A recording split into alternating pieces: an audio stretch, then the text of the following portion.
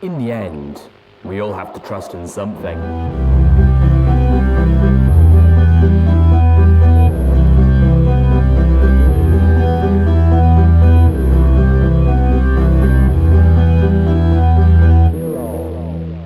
And that was BlooBoi with Grave Fission. Hey there friends, I'm Nuclear Yuki, and welcome back to a nuclear reading show. Today, we're continuing Somber's Fallout Equestria Project Horizons. If you're enjoying what I'm bringing to the Wasteland, don't be afraid to tell your friends about me. Find me on Twitter as Nuclear Yuki. You can also do us a great favour and check us out on Patreon at patreon.com/ANRS. This story does include some graphic scenes that may be distressing to some people. Your own discretion in listening is advised. And also, since the gangs are still being feisty, Fallout is owned by Bethesda, and Hasbro made My Little Pony, Friendship is Magic. With all that said and done, welcome, friends, to the Wasteland. Chapter 2. Trust. Outside.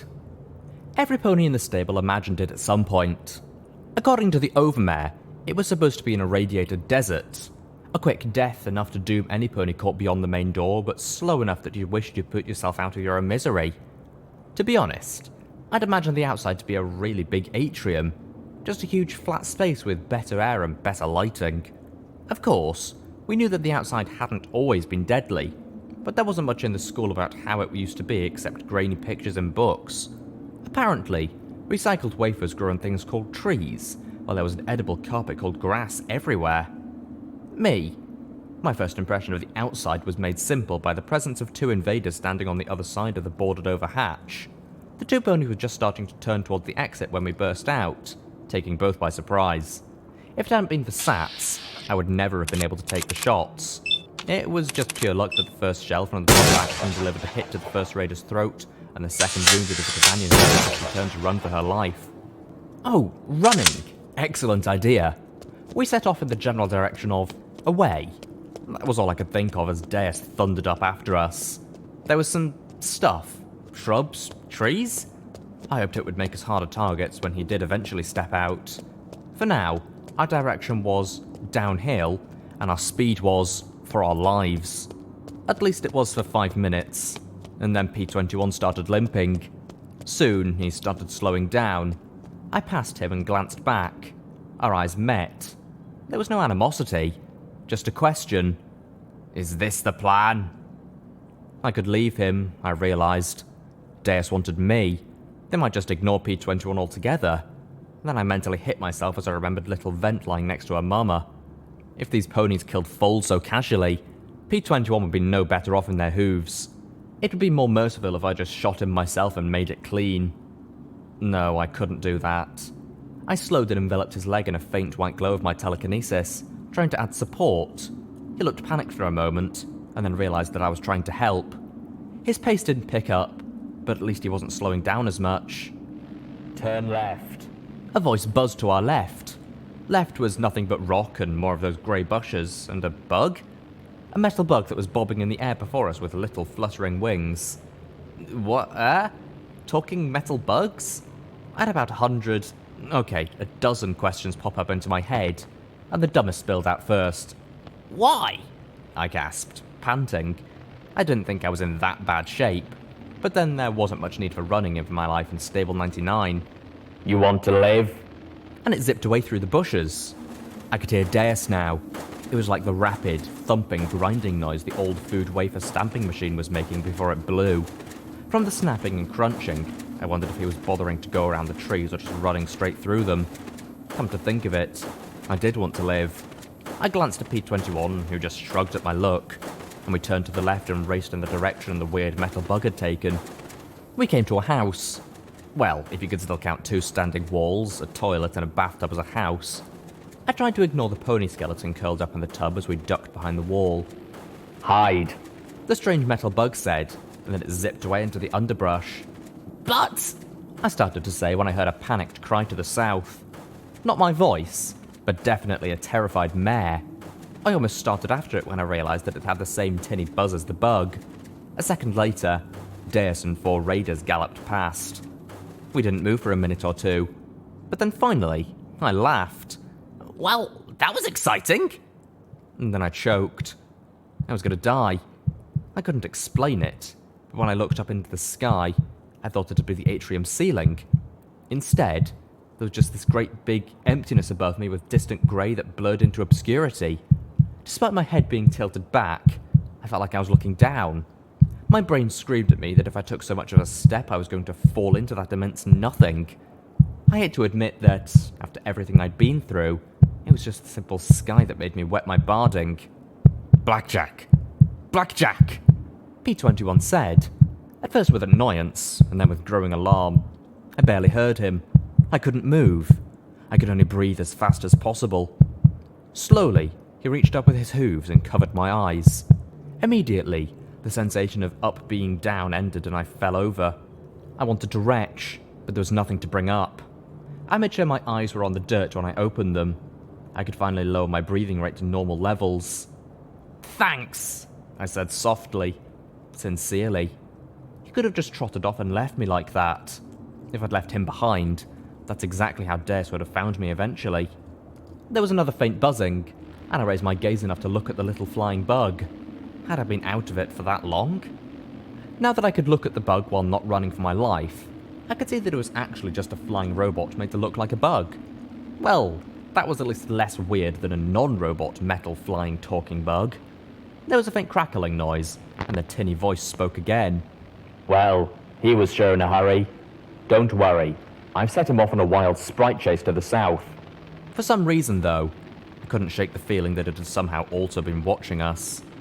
Thanks, I said, and I meant it. Now, I hope you don't mind, but just who and what are you? I was more curious than suspicious. I was fairly confident that, if the metal bug thing wanted us dead, it could have just let Deus catch us. You can call me Watcher. As for what, this is just a sprite bot. You'll find them wandering all over the wasteland. I just took some in this area when I noticed you two helping each other. So, Watcher wasn't this machine thing. She? He? The voice didn't sound very marish. I sort of imagined a robotic P21 behind that speaker. He was just controlling it from afar. I really wanted to know how anybody could do that. And I put that question somewhere in the 40s or 50s in my rapidly growing what the fuck list. Thank you, P21 said calmly, as if he wasn't fussed at all with meeting a robotic talking bug. The dry yellow stalks of grass or that entire great big empty. I gave myself a shake to try and ignore it, but it was like the sky was Deus hovering above me. I couldn't freeze up like that every time I looked up though. Yeah, thanks for all your help. I don't suppose you can magically make shotgun shells pop out of that thing, can you? There was a soft chuckle. No, but you've got the right idea. Believe it or not, you're better off than some ponies I've met. Then, in a softer tone, as if to himself. Though she didn't have raiders hunting her right out of the stable. Who? So what should we do? P21 asked respectfully. The little machine seemed to be regarding us, and I suspected that this Watcher pony was deciding something about us. You've got one gun. Get more, and all the ammunition you can put your hooves on. One of you has decent enough armor, but keep your eyes out for more and better. Now all you need is some direction. Might I suggest west? You might find something useful that way. Lastly, make friends. The more ponies you have looking out for you, the better your chances. Another metallic chuckle. Though I suppose the two of you have a head start on that one. What? I looked at P21 and gave an awkward laugh. Oh, no. We're not friends. In fact, we really just met today. When I rounded him up to be retired, my laugh just withered as P21 looked away. Okay, awkward. Oh. For some reason, the Spritebot sounded disappointed. Well, for two ponies who aren't friends, you might want to think about it. The Spritebot gave a sharp crackle and a buzz and began to bob and bounce in the air to the hefty oompa of a tuba. Then it wandered off into the wasteland. Okay. I looked over at P21 and then looked down at my Pip-Buck. Watcher had said we should go west. I knew that my Pip-Buck had a navigation function, but until now I'd never actually needed it. Loading the map, I noticed two interesting things. First, there was a little icon of a gear marked Stable 99. Secondly, there was a location tag off to the west. I looked around for the sprite bot to ask Watcher if he'd done something to my pit buck, but it was already out of sight in the underbrush. The music lost to the soft hiss of wind in the dead grass. Well, I guess west is better than south, I said as I rose, keeping my eyes firmly towards the dirt. I took a half-dozen steps before I realised I was alone. Looking back, I saw P21 on his knees in the dirt, his eyes clenched shut. What's the matter? He didn't answer, and then I noticed his tears. Oh, damn. Good thing I hadn't said I was his friend. What a shitty friend I would have made. Your leg? I asked him as I knelt. Stupid question, Blackjack. He was injured and just took his injury out for a 10-minute sprint. He swallowed hard and looked away from me. Aside from the most basic first aid, I didn't have a clue what to do. I had healing potions, but they were for immediate injuries. The kind of damage that had been done to his knee needed major magic. Well, lean on me, I said as I pressed my white shoulder against his blue one. And together, we started hobbling in the direction marked on my pit buck. For a few steps, he jerked away from me, and then cried out as he fell on his side. I knelt beside him. What's wrong? You're not shot or something, are you? I don't, he muttered.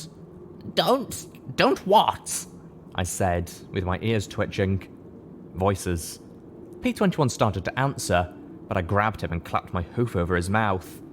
There, that way. Please listen to me, came the plaintive whine of U21. Shut up! Do all stable ponies whine this much? Please don't kill me, I don't want to die.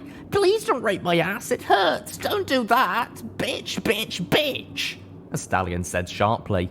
Now hurry up. When we find the big guy, he'll decide what we do. U21 shouted off a few more protests as they continued off to the south. I finally relaxed again, and then I noticed the blue pony shaking hard in my hooves. It looked almost like he was having an attack or something. Oh crap. Your leg, I'm sorry, I said as I got off him, yet for the longest time he didn't move. He just lay there, shaking. I swallowed, looking to the south. Come on, we can't stay here. We need to get going. Do not tell me I have to leave you here. He started to rise, his braced legs sticking out to the side as he started to hobble east. Hey, where are you going? Watcher said to go west. He didn't look back as he slumped against a dead grey stump, pain in his eyes. He glared at me. I'm not going anywhere with you. I stared at him. Really? I pointed my shotgun in the direction the invaders had gone. You want to wait here for them? You heard how they were treating U21. Is that what you really want? He hung his head, hissing softly through his teeth as he clenched his eyes. Look, you're a smart pony. Smarter than me. How long are you going to last on your own, injured like that? He took a long, slow breath. What should I do? He said so softly that I wasn't really sure if he was talking to me or not. What would he want me to do? He? He who? But before I could ask, he said to me, Fine, till I can go on my own, I'll go with you. He tried to take a few steps, but at this rate we'd managed 50 feet in an hour. I moved up beside him and leaned my shoulder against his again. Don't touch me, he blurted. Funny, I would have thought a male would have been used to being touched. Of course, when I pulled away, he nearly fell over. Again, he flushed, closing his eyes. Please don't touch me a lot. Wow, he sounded like he was begging. Maybe he was hurt worse than I thought. I'll try not to, I promised in a softer tone. I did my best to support him as we hobbled to the west. Maybe we get lucky and run across a miraculously skilled unicorn surgeon who worked for free. I could keep my mind off the sky above trying to work out the odds of that one.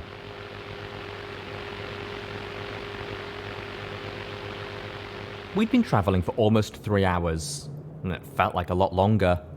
There was no sense of time in the grey twilight beneath the rolling clouds. Walking shoulder to shoulder with P21, I knew we weren't making good time, but it was increasing the odds that Deus wouldn't find us. I spent a little bit of time thinking about Mum and the stable. Had they cleared out the raiders? Who had died? It didn't matter. as if I'd never see them again, but I felt homesick. I wanted to be able to look forward to Rivet's next game. I longed for my boring and uneventful night shift. I remembered how thrilled I'd been at the idea of being on the surface and wanted to kick myself. We hadn't come across anything too serious yet. Some fat, bloated fly things that had spat nasty thorns at us. I didn't waste rounds after the first one. The butt of the pump action was more than sufficient. When I put their carcasses in my bag, well, we'd have to eat at some point. Not that I was all confident that they were edible, but they'd be better than air or dirt and quite possibly better than the 2 centuries dead grass. My Pip-Buck's inventory system labelled them as bloat sprite meat. There was even a value next to it. How the heck would my Pip-Buck know the value, in a totally unknown economic situation, of a bug that it had never seen before? I could ask Big Night how. Damn it. I had to remind myself that this was my life now, but my mind kept going to the past. As lousy as things were in the stable, they were better than this. I once complained, whined, to Mum about not wanting to be in security. It wasn't any fun. Sometimes survival comes before fun, she told me. I wondered if fun would be anywhere on my priority list in the foreseeable future. Ahead, the dead trees parted to reveal an immense, soggy field. Flooded squares housed patches of thick weeds around scummy pools of muddy water. Still, that water did look incredibly inviting after 3 hours of struggling through the filthy wasteland. Then I heard the ticking. This was new and strangely ominous. I'd only heard it the one time I'd gone near any of Stable 99's magic generators. I looked down at my Pip-Buck and stared at the sight of the little radiation needle bouncing back and forth in the green. Oh, that's not good. I muttered as I took more steps forward and the clicking increased. This wasn't the flesh-stripping radiation I'd been warned of in school safety courses, but suddenly the pool seemed as inviting as a raider's welcome mat. Moving up the hillside, we could see a small, still intact farmhouse next to a barn. I could also make out the rainbow swirl of the pools and several rusted barrels sticking out of the water. More barrels were spilling from a large smashed vehicle that looked like it had just fallen from the sky into the centre of the fields. Clearly, this sturdy farmhouse had been built by somebody who took pride in their work, and the building was just far enough away from the water that the clicking from my Pip-Buck stopped. The door and the windows were all intact, and unless I was mistaken, this would be a good place for P21 to rest. Who was I kidding? I needed the break as much as he did. I needed a roof over my head desperately. I kept imagining suction tugging at me towards the clouds. Inside, the place had been ransacked. Most of the furniture had been tossed out. The shelves were mostly bare, and the floors were covered with broken dishes and garbage. Some old bones and rags had been tossed in one corner, and a few newspapers lay in grubby heaps in another. Hoofington's Angel of Death strikes again, declared one headline. 4 falls filleted, said the one beneath.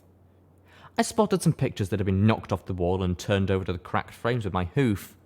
The photographs were badly faded, and there were some I could make out.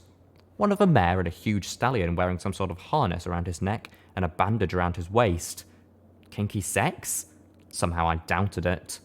There was something off in the images for that. A picture of that same teenage mare with the apples for a cutie mark carrying a filly with a bow. Foal sitter? Again, something about the image didn't sit right. An old mare smiling sleepily as she stood behind 3 foals dressed. What were they wearing? They looked like little monsters. Another of a filly wearing an old battered hat so enormous it covered her head completely.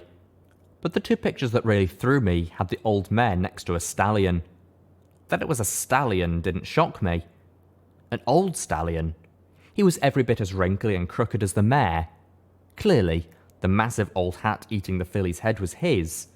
In another picture, he was kissing the shocked old mare on the cheek.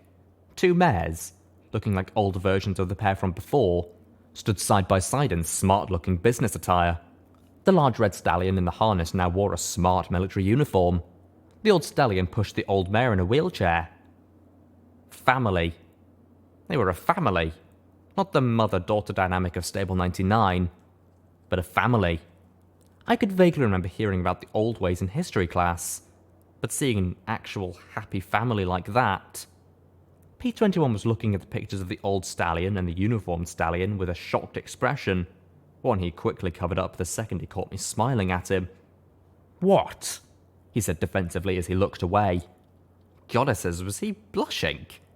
The mares were cute enough, I supposed. Something about the one with the 3 apples made me imagine a little fun flank spank. The male... no, what was his word? Brother. He was pretty delicious. I could really eat his apple. Awfully cute, I said, giving him a playful wink. I needed to get his mood up. Hopefully it would take his mind off his leg, which was so swollen at the knee I was afraid he wouldn't be able to wear the brace. Of course, my intentions went down like a radroach Sunday. Are all mares just sex fiends? Is that it? Huh? Where did that come from? I was just trying. Don't you get it? He lifted the black and white photo of the calm stallion in the uniform. Males as soldiers, husbands, brothers, not as breeding equipment. I tilted my head to the side as I was now completely lost. You see them, though, and cute? That's all you can say about them. Pissiest male ever. I was just trying to lighten the mood, I said in a softer voice. He blinked, and then resumed his grumpy frown. Midnight.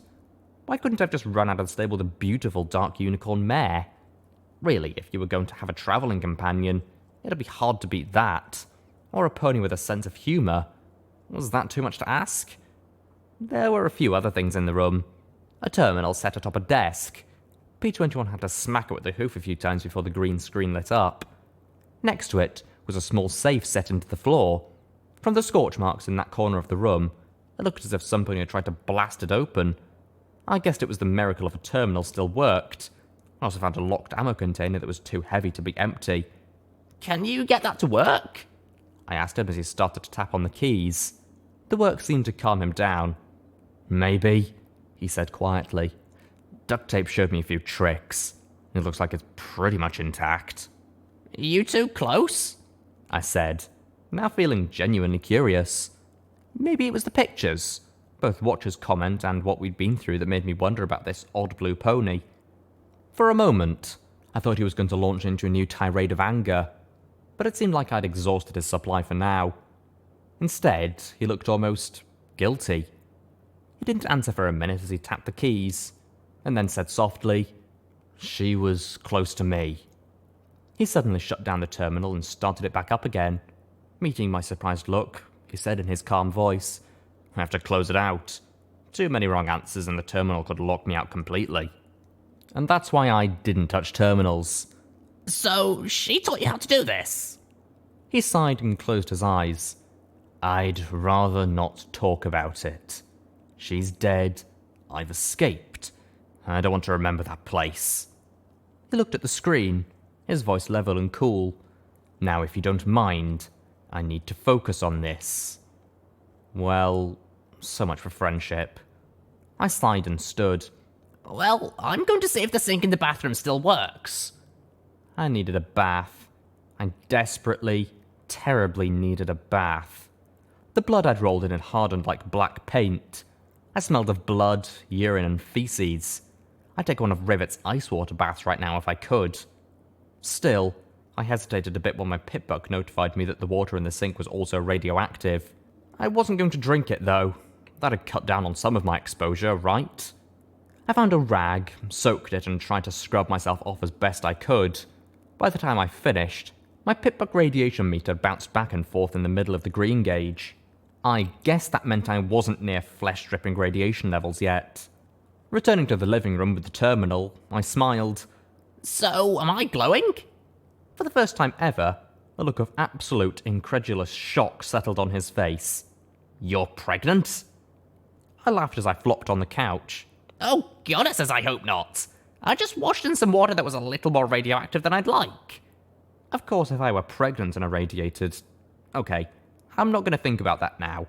It definitely killed the joke, though.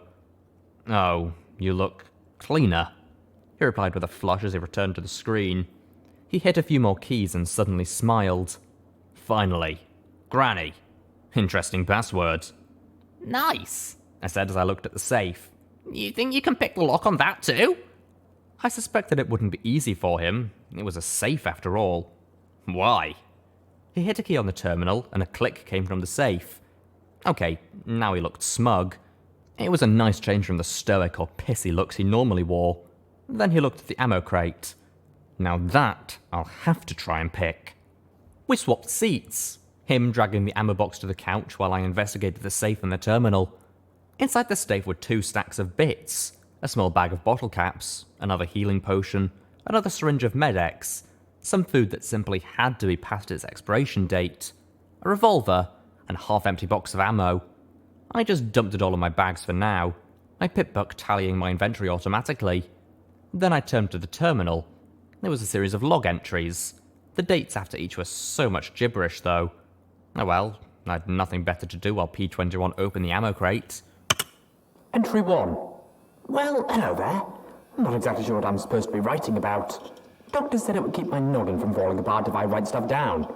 It's important to keep a journal, Hoss. Personally, I think it's a bunch of hooey. But since Apple Bloom went through the trouble of sending Granny this contraption, I might as well learn to use it. Entry 2. Well, in a time of one boneheaded decision after another, one should be much more of a surprise. Celestia is out and Luna's in. 1,000-year rule's a goodly stretch, I suppose. Unfortunately, I doubt that this whole shake-up is going to do anybody a lick of good. Ministries? What were they doing that wasn't done before? I heard they're going to remove the gardens because each one has their own headquarters or some such. Glad I retired when I did. I don't think I could stand all the hurt of seeing it all torn up. Entry 3. Big Macintosh is dead.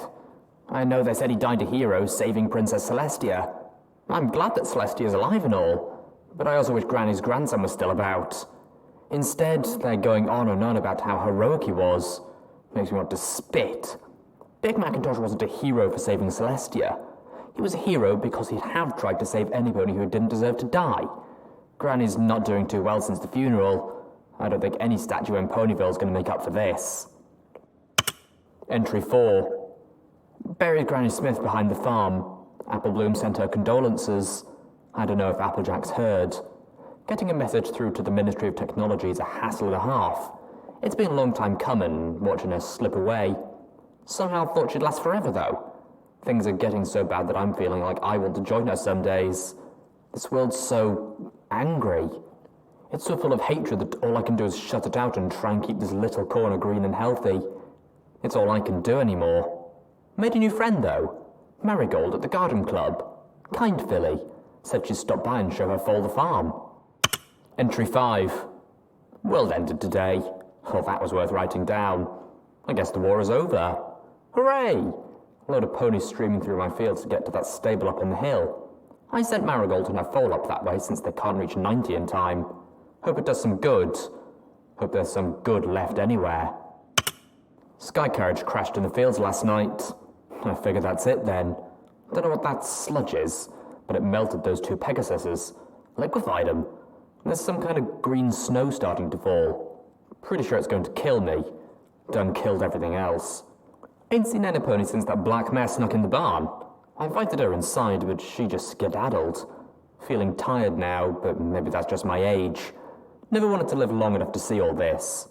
Just wish I had the strength to rest with Granny. Feels wrong dying like this. One generation passes away and another generation comes. Equestria. Login timeout. Disconnecting. I didn't know how long I sat there reading the entries over and over again. It wasn't until I heard the pop of the lid coming off the ammo box that I looked over at P21. I felt completely torn. On one hoof, feeling bad for the old pony who had lived just long enough to see his world blasted apart. On the other, he hadn't lived to see just how bad things would get. Seeing me blubbering, P21 suddenly looked uncomfortable as he opened up the case. Want some more bullets? He asked as he tilted the ammo container. Yeah, thanks. I didn't want bullets. I wanted 7 entries of Hoss telling me how wonderful life was. I rose to take the loose, shifting rounds out of the case and dumped them unceremoniously into my bag. I had no idea what gun they went into. Perhaps a rifle? As I scrolled through my inventory to distract me from the bones in the corner, P21 read through the journal entries himself. I don't know what I expected. Tears like mine, I supposed.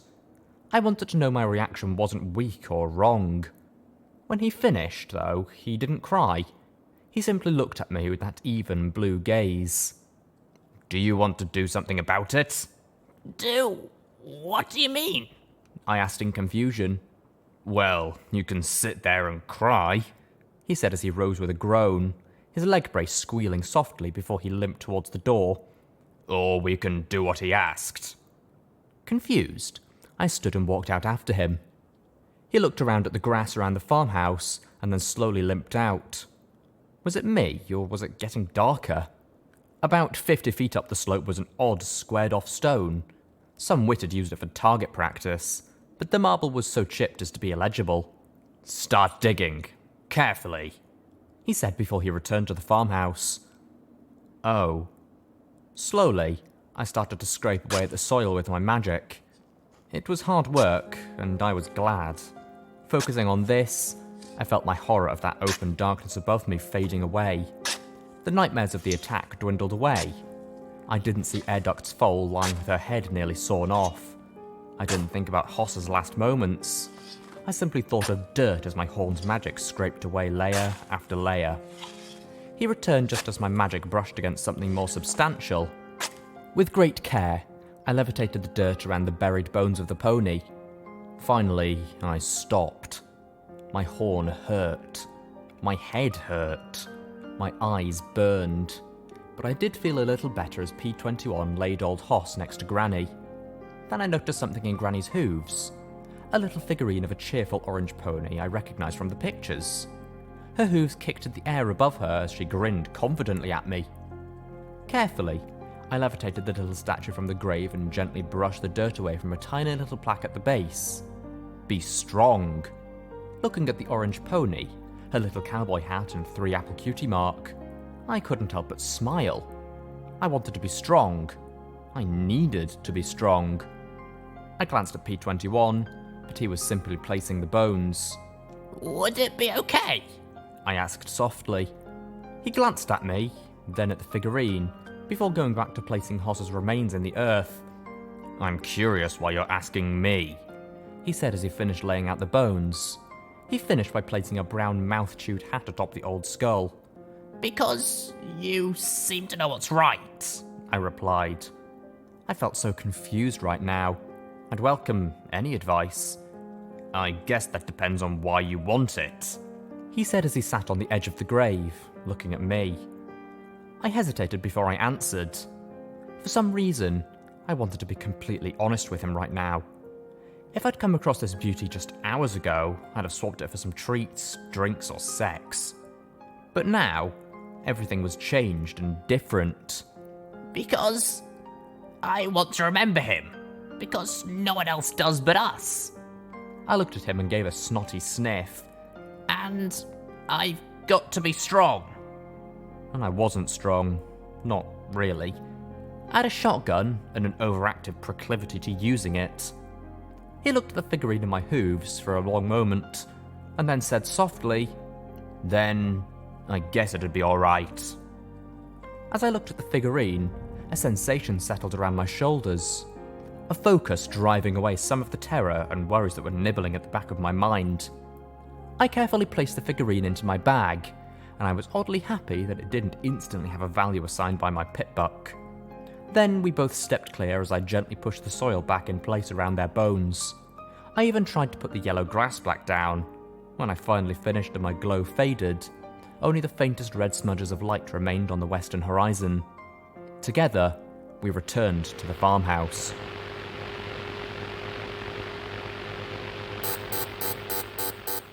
The familiar alarm on my pitbuck woke me. I swung my limb at the end table once, twice, and then I opened my eyes and blinked. There was no end table because this wasn't my bed, nor was it my bedroom. I looked up at the ceiling. How strange to see one that wasn't dull grey metal. Lying on my back, I traced my eyes along the cracks, and then it really sank in. I was outside. At once, I regretted leaving so soon. I'd been in such a hurry to get out with EC-1101 that I hadn't realised it might be the last time I saw Mum. Without Deus there and the stable sealed, I knew that eventually Mum would retake it. They'd do something about the Overmare if she was still alive. Big if. and get on with life. But could I go back? With Deus out looking for me, what was to stop him from following me back in? He'd probably have some pony watching the stable and would come back the second I returned. I barely escaped once. Could I just lose my pitbuck? I didn't really have any way to get it off, and if I could, I probably wouldn't be able to find my way back. And it was possible that I'd annoyed Deus enough to have him be after me personally. And even if I dealt with Deus somehow, another big if, there was still the pony who sent him. If she could send one small army to invade my stable just to get the file, she could probably send another. No, I couldn't go back. Crap, why was I missing home now? My body wanted a hot shower. It wanted a meal in the atrium. It wanted to report to the shift change briefing. It wanted to find Midnight and see if saving her life got me under her tail. But all that was over. Done. I'd never see Midnight again. Or Rivets, Daisy, the Overmare Mom. And just like that, being outside sucked.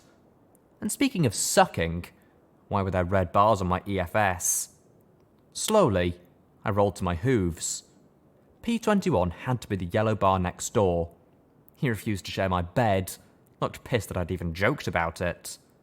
Did he really prefer to sleep alone? I retrieved my shotgun and carefully opened the door a crack. I'm telling you, she's here, a vaguely familiar voice said. I still have her pitbuck tag. Shit, I knew that whine. U21. If he had my pitbuck tag, he could find me. Was there a range on those things? Every pony in security was locatable anywhere in the stable, if there wasn't even a local interference. I activated Mum's tag. Nothing. Maybe it was blocked by the stable walls. She better be. I've never seen Dares this pissed before, a mare muttered softly. If he'd just listened earlier, we'd have had her hours ago. U21 started to grouse. Will you two shut up? A different mare hissed. Let's finish this and get the damn thing. This is Raider territory, and unlike Deus, we're tasty snacks to the freaks out here. They were coming down the hall. In a few seconds, they'd be at the door. Correction, 2 were coming down the hall. 2 were back in the living room. They reached P21's room. I heard the door open, my heart suddenly pounding. Empty, one mare announced. I stepped to the side and slowly the door creaked open. I saw the barrel of an automatic pistol, the mouth biting the grip, the eyes searching me out. Then our eyes met. I suddenly saw a stallion decapitated by my shotgun. I saw his head blown into chunks. I saw the terror in the mare's blue eye as she saw with certainty her own demise. I wanted to scream at her to run. My throat sealed shut. I wanted to shoot right above her head and make her flee. I couldn't move my aim. She turned that barrel towards me, and in her eyes I saw the doomed look of a pony knowing they acted in futility. I pulled the trigger. 8 pellets of lead travelled less than 2 feet, turning the firearm into scrap and her lower face and throat into pulp. She made a noise. Not exactly a scream with all the bubbly froth coming from her. Her whole body whipped wildly, filling in gore before she collapsed in a thrashing heap. Fucking hell! Shouted a mare as I moved into the doorway. She had a security saddle with 2 single-shot rifles connected to it and a welding helmet protecting her head. Her gang colours didn't do shit to protect her, though I knew the difference between barding and wasteland armour. We fired almost simultaneously as she backpedaled, yanking on her bridle. 1 bullet slugged my hide but didn't penetrate. I slipped into sats and aimed for her chest. I didn't want to blow off another mare's face. Call me a wuss. 3 rounds of buckshot turned the hall and most of her front into blasted ruin. As the accelerated time wore off, she slumped to the ground, her last shots chewing up the floor before she fell over in a bloody mess. I looked down at the mare still thrashing on the ground as she tried to breathe through the ground meat of her throat. I wanted to put her out of her misery. From the tears in her eyes, she wanted it too. I pointed the shotgun at her head. She stilled a little. Just pull the trigger. End her pain. I couldn't do it. Sorry, I muttered to her. She shuddered and closed her eyes. I hoped that was that. And a second later, I'd have bigger worries as a unicorn mare floated another automatic pistol around the corner and fired blindly. A lucky shot nicked my ear, which probably saved me by getting me to duck down. The mare then stepped into the hallway with 2 automatic pistols floating before her, aiming them right at my head. The shotgun blasted a cone of lead and destruction that had her scrambling for cover again. Her shots were wild, but I only had 3 more shells in the shotgun and no time to reload. I tripped over the bloody mare's corpse at the end of the hall, rolling over it as the remaining mare fired at me. U-21 was behind her, apparently learning about a little firearm feature called a safety the hard way. "You're dead! You're fucking dead!" screamed the mare as she pointed her automatics at me. Sats was still recharging. We were going to make a mess of each other, and then my magic reached out. There was more than just a safety on an automatic. I fought to split my attention to hit those nubs directly beneath the safeties. A push, and the magazine slid out of the guns. 2 bullets, and only 2 punched my barding hard. 2 shells, and only 2 turned her chest into a bloody hole. She died with a confused look on her face, her fading horn still pulling the triggers.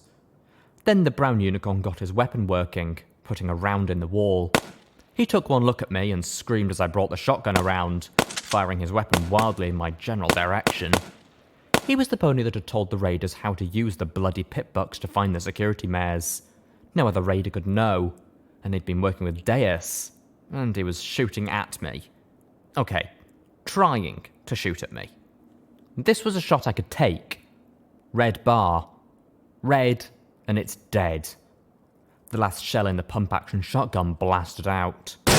In his final second, he'd raised his hoof to shield himself with his foreleg.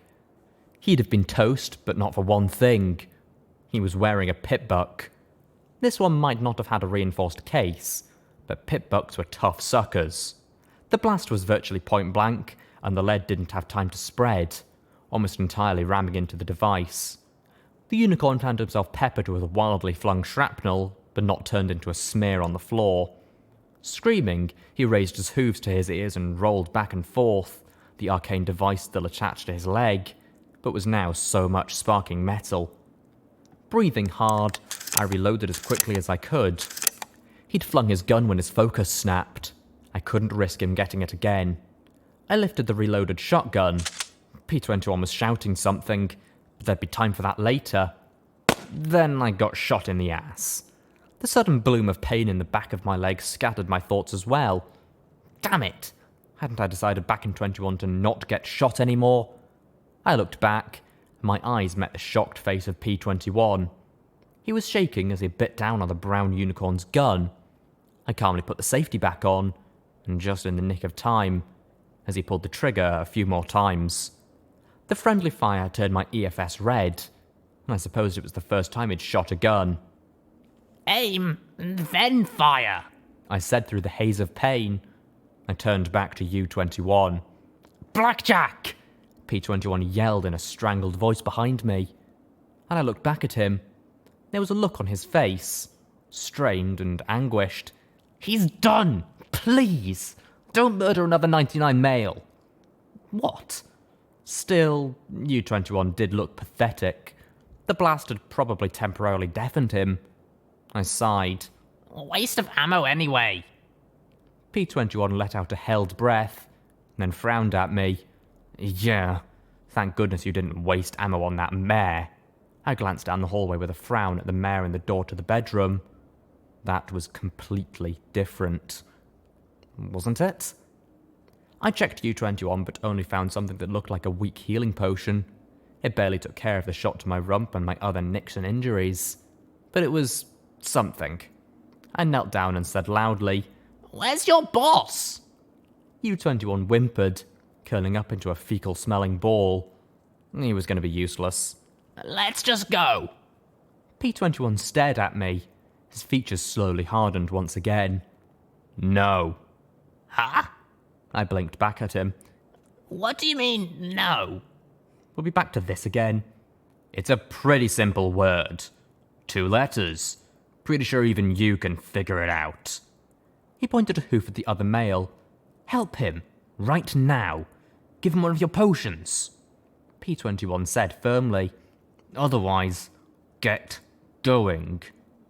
Suddenly, the thought of being on my own loomed inside me. It was a feeling I didn't like one bit. One of the most effective forms of punishment in 99 was isolation. I'd gotten it twice.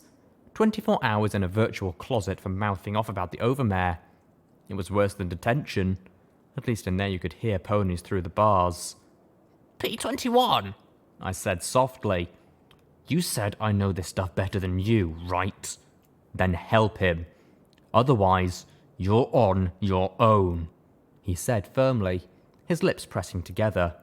He meant it too. I floated out one of the potions Marmalade had tucked into her barding pockets and set it next to him. He could use it when he pulled himself together. I felt a little ashamed, a little annoyed, and a lot confused. Did he think I spared the mare because I wanted her to live? Did he think I favoured mares over stallions? This was just crazy. With a sigh, he gave one last look at U21, and together we left the farmhouse. We continued following the pitbuck's directions west. I took it for a good sign that neither that metal abomination nor any raiders had found us since. Walking under the open sky, I still felt the pit of my stomach drop when I glanced up, but I didn't lapse into bladder-weakening horror like I had before. I didn't stop keeping my eyes down on my own level as I looked for something more hazardous than bloat sprites, though. P21 was walking on his own, but slowly. I'd given him the Med-X, but after a long hesitation, he simply put it in his pockets with a mutter about how he might have to run again. The pain was obvious, but he bore it as stoically as possible. The issue of him taking the revolver or one of the pistols, on the other hand, no, he said simply. but you remember what Watcher said? If you can't protect yourself, then you're going to die. Then I'll die, but I'm not taking it. He stared me right in the eyes. And if you were smart, you wouldn't want me to have it. Ugh, more cryptic, angry statements.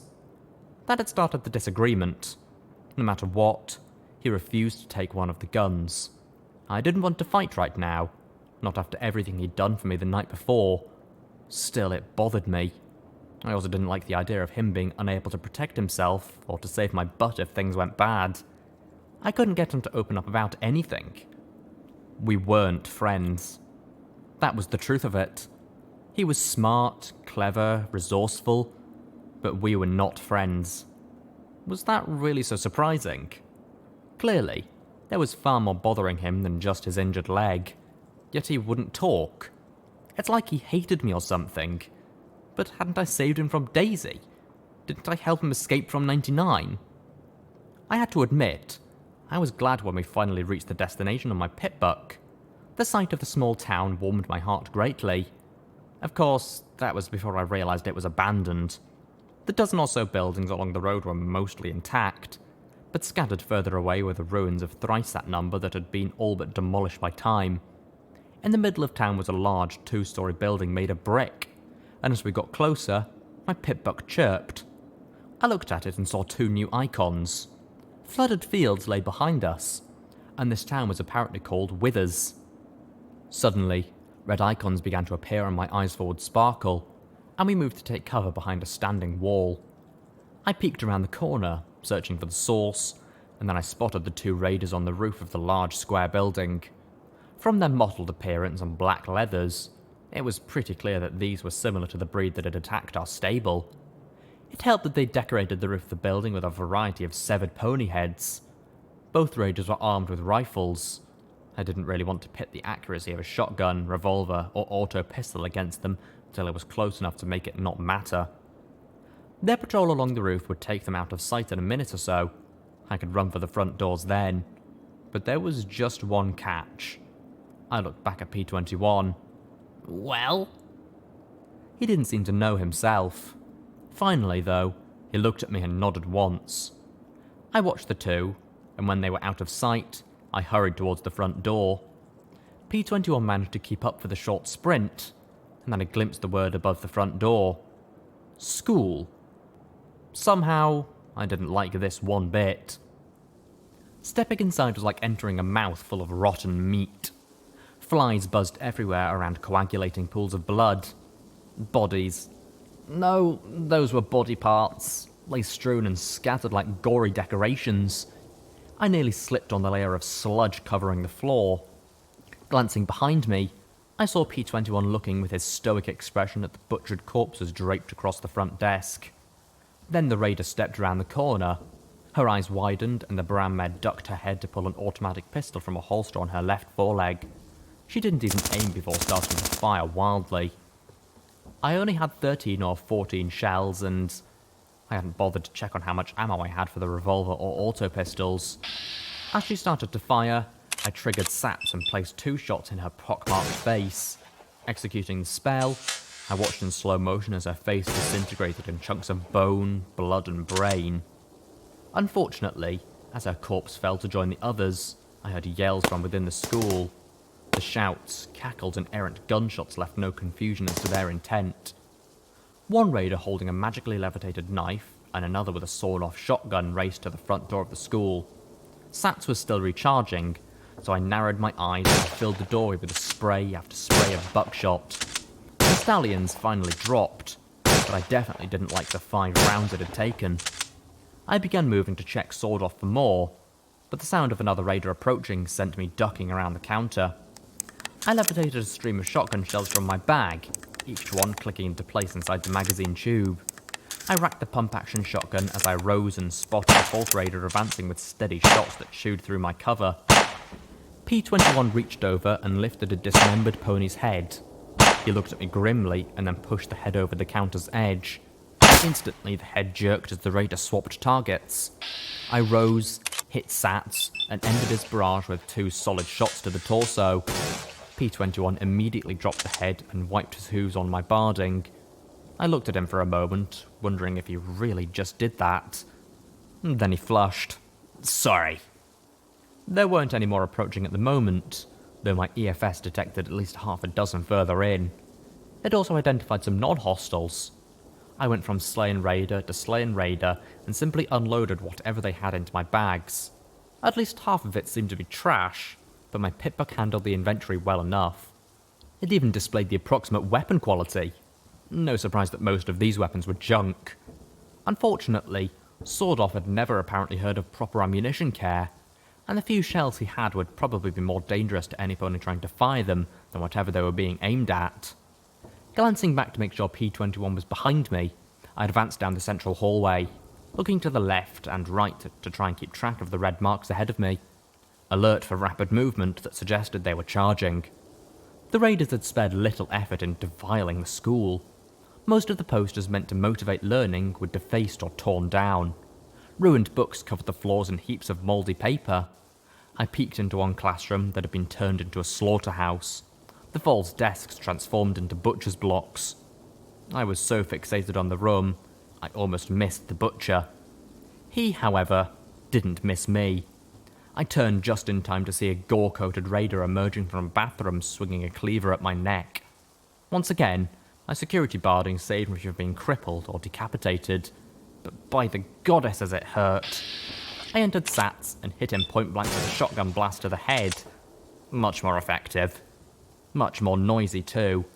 2 more raiders came running, and they had rifles. I was at the wrong end of a shooting gallery. I leaped into the butcher shop, finding cover behind the stout teacher's desk.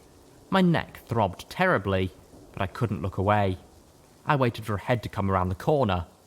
Instead, there was a laugh and 2 round metal apples clanked through the doorway, rolling around the floor. The explosion was more stunning than the blow from the cleaver. The desk deflected a little of the blast, but my entire left side was coated in blood. Personally, I was amazed at how little pain there actually was.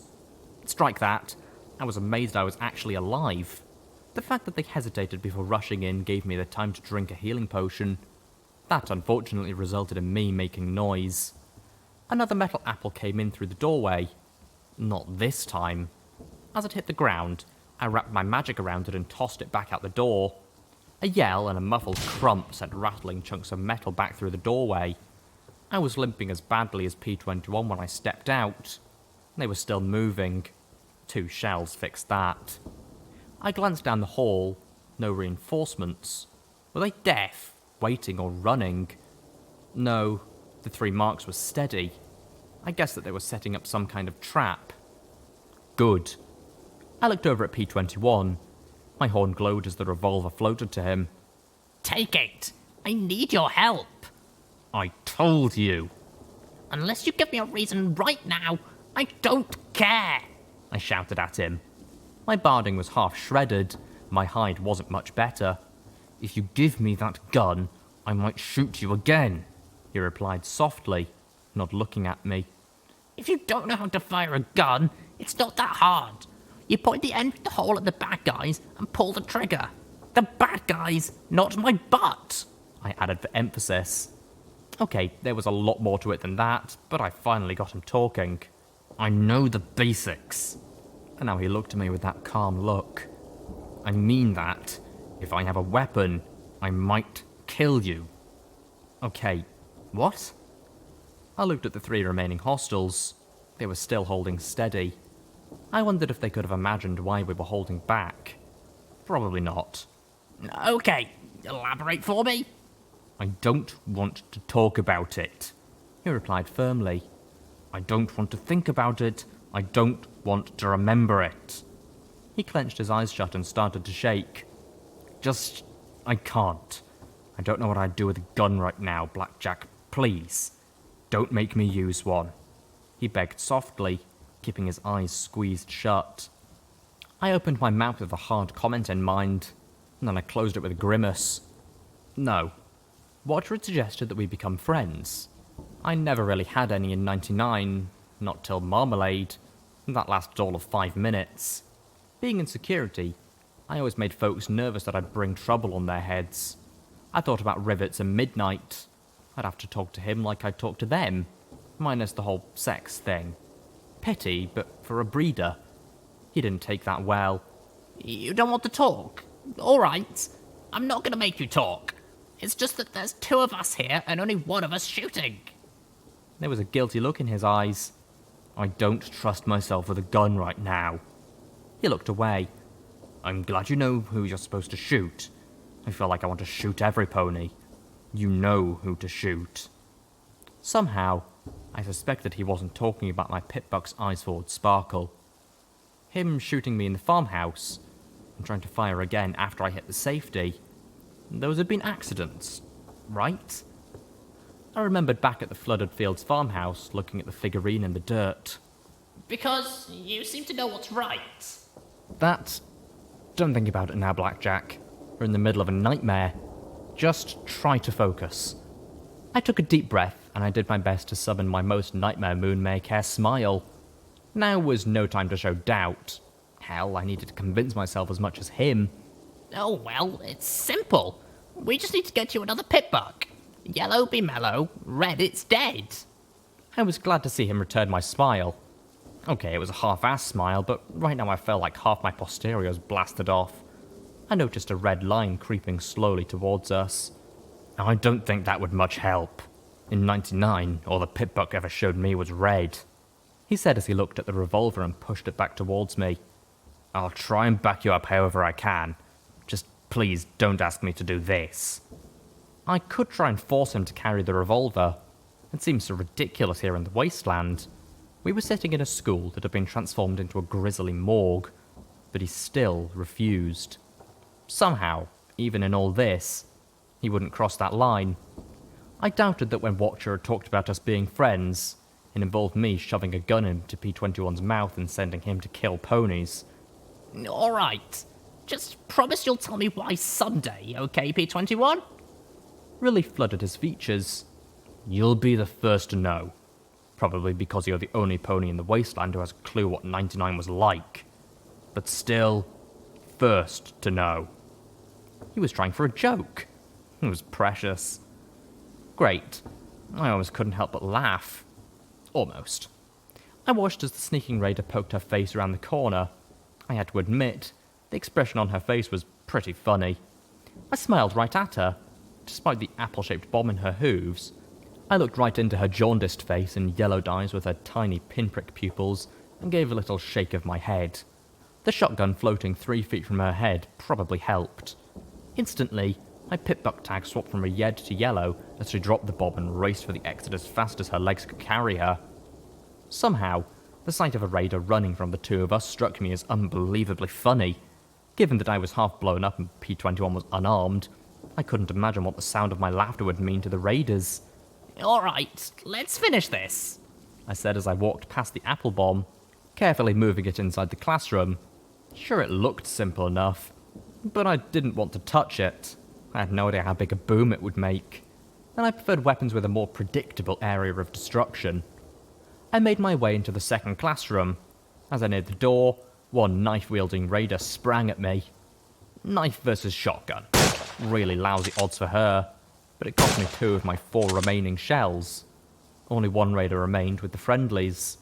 I trotted past more scattered filth, heedless of the risk. At this moment, I just wanted it over with and cleared. The other classroom had a pen of sorts constructed out of chain-link fence in the far corner.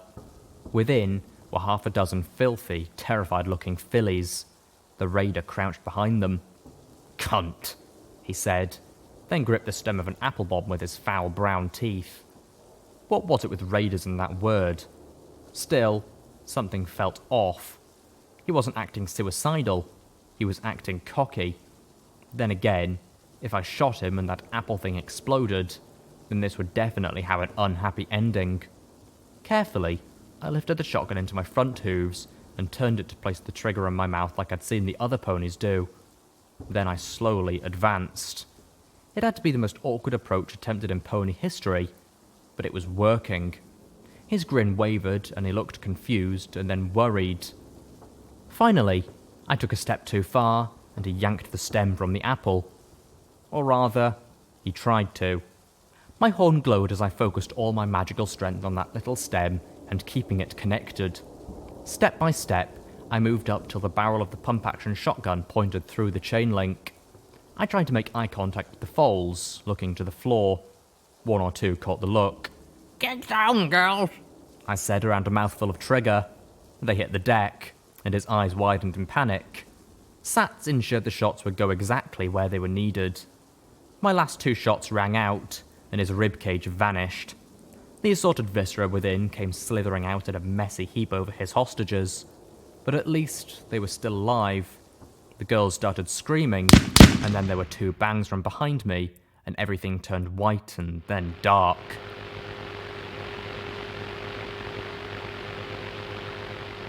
I was still alive.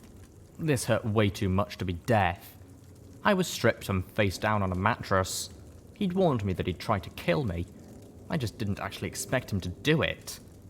I heard voices and glanced over to see P-21 surrounded by the nervous fillies, eating some of the 2-century-old food from the farm, as well as what I assumed were the raiders' supplies.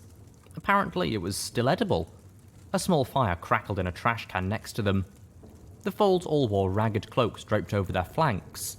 My back was wrapped in layers of medical bandages and movement made everything hurt. My low groan tipped P-21 off, and he rose to trot to my side. "How are you feeling?" you shot me in the back. I groaned. I didn't, he stammered. Well, some pony shot me in the back.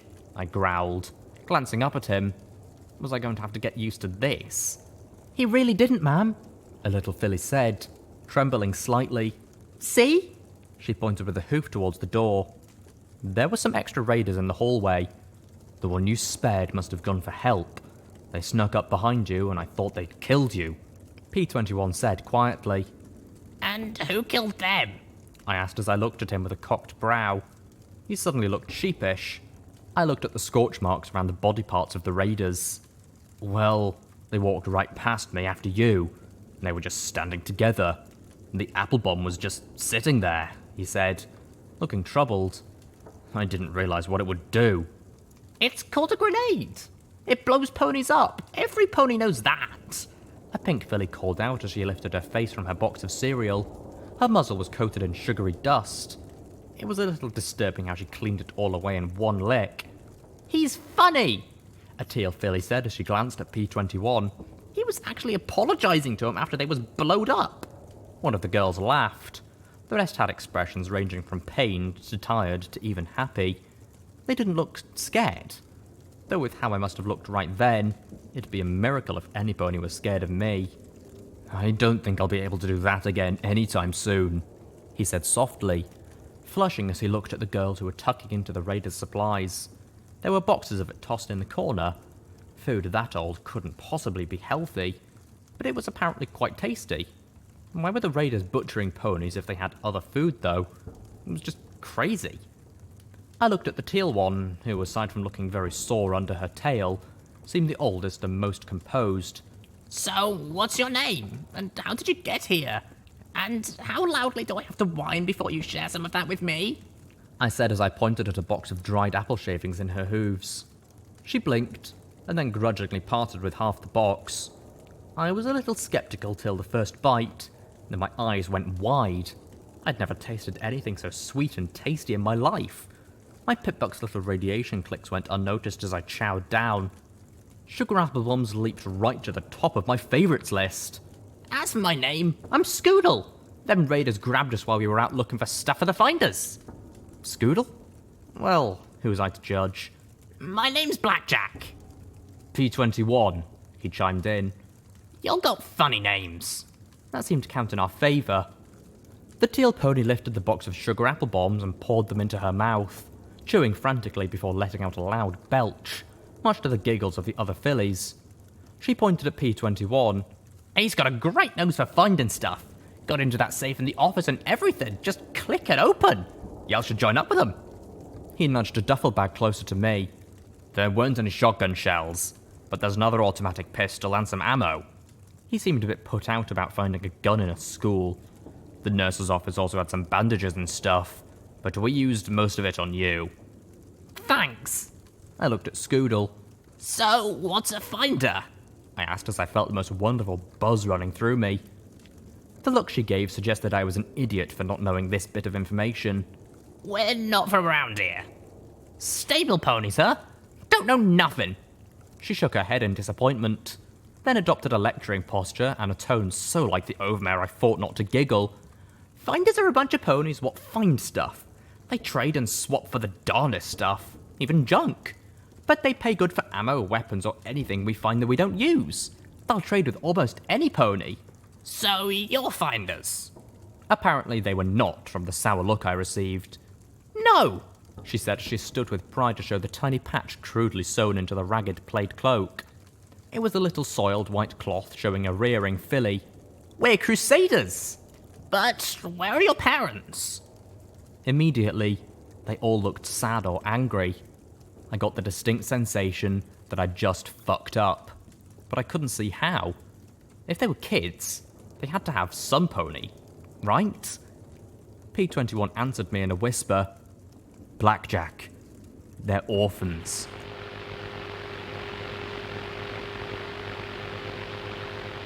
I didn't really want to move, but the sugary goodness compelled me. That, and I wanted to peek around Withers real quick and see if there were any more red marks on the EFS. I still wouldn't look up at the sky. It made me feel silly. These children had been captured, tortured and raped, and had watched some of their cult friends get killed. And here I was scared of the sky. Still, I had to admit, the cool air was quite nice. I'd never realised till now how thick and humid 99's air had been. There was a billboard at the edge of Withers, where the road straightened to the southeast. Welcome to Hoofington, City of Tomorrow, read the caption over an image of soaring grey towers connected by bridges. In the sky above, 7 Pegasi flew like an arrowhead trailing crackling thunder. See Shadowbolt Tower, declared bold words in one starburst. Home to the Hoofington Reapers, announced another burst next to a grinning gap-toothed cartoon stallion in a black helmet. Toro Broncos headquarters, free for fillies and colts, a little robot pony said with a wide smile. There was one thing off, though. Written across the billboard in faded red spray paint was, "Abandon all hope, ye who enter here." Not exactly the best advertisement for the city. I could barely make out an eerie green light far in the distance down the road. The plinking of a piano and the twang of a banjo filled the night, preluding the Spritebot's arrival. I narrowed my eyes as it bobbed through the air past me. Just for a moment, I thought it was going to continue into the dark when it paused and turned towards me. Watcher? I asked, sitting up a little. The obnoxious music cut off at once, and the little flying machine flew in front of me. Well, you're alive. Said the tinny little voice. Glad to see it. Glad to be it. I replied with a wince. I smiled as I looked at the bandages that half covered my body. Half blown up, but yeah, alive. I looked back at the bot. Something niggled in my mind and I frowned. You put this location tag on my pit bug, didn't you? There was a long, awkward silence. Well, raider bases are a good source of ammunition and other goods. The voice said awkwardly. No doubt. And I bet there's loads of these all over the place. I lay down, folding my hooves in front of me. You knew, didn't you? About the Crusaders. The sprite bot hesitated, and I felt he was picking his words carefully. I might have had some intelligence about them being held till slavers could pick them up. I was angry, but I wasn't sure exactly why. Why didn't you just tell us? Please, don't. Do you have any idea what it's like to tell people 6 fillies are being held by raiders only to have them turn and run in the opposite direction? Or worse, kill the raiders and sell the foals to slavers themselves? There was an anguish in his voice that said he knew all too well. I just wanted to point you in the right direction and hope it would work out. I sighed as I lowered my chin to my hooves. Do me a favour. Next time, tell me, alright? The sprite bot hovered a moment longer, and then it resumed playing the banjo as it bobbed into the night.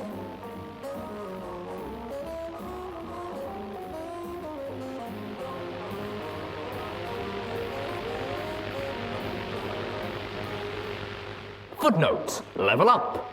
New perk, telekinetic precision. You've got a steady horn on your head for when you need to count sand, thread a needle, or keep a pin in a grenade. And that's that. Glad Blackjack is still kicking after that kind of injury. And I'm glad the Watcher picked her up too, even if it was just to send her straight into a raider's den. Also, she saved the Crusaders.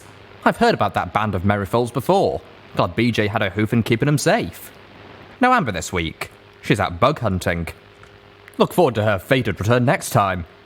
Also, I would like to give a big thank you to our very first Patreon, Neon Green. You're awesome. Now it's time for some music. Here's the Wasteland Wailers with Spun. Enjoy, people.